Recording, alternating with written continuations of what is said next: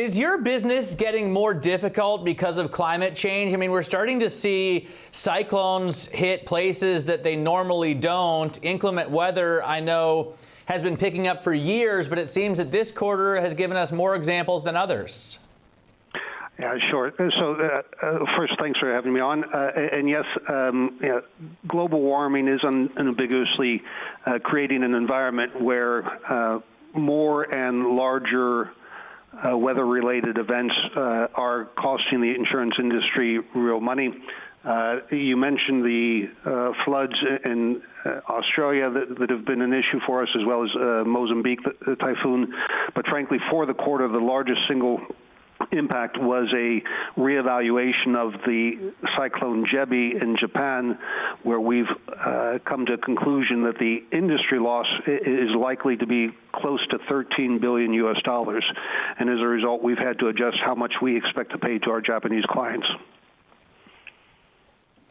That's a huge number. What are you going to be doing with premiums then going forward?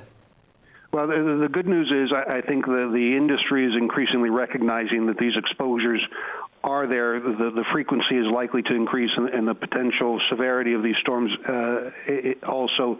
And as a result, they're pricing their primary insurance policies appropriately, and they're prepared to pay more for their reinsurance.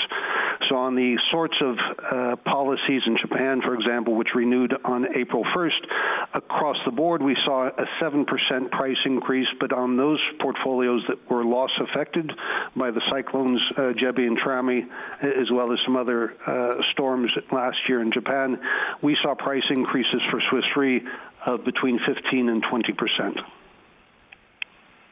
I wonder about the IPO of this Reassure unit. Are you still exploring the possibility of that? Do you plan on going ahead with it?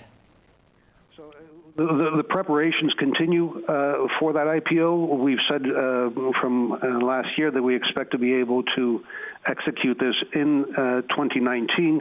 It's a significant extraction of that business, which we've owned for decades from the Swiss Re Group, but we've already got an important partner in MS&AD, invested now at 25% of the business, and we look forward to being able to bring this IPO forward when market conditions are ready for us and when we've got all the pieces in place. I mean, market conditions look pretty amazing right now. European equities are up 16% year to date, and the IPOs that we're tracking, for the most part, have gone off without a hitch. Is that the only solution here? I mean, John, could someone buy Reassure? Would you sell it? We said from the beginning that we'd be willing to entertain serious offers from serious bidders. At this point of time, the IPO is an event which we believe is in our own hands, and we'll continue to be ready to do that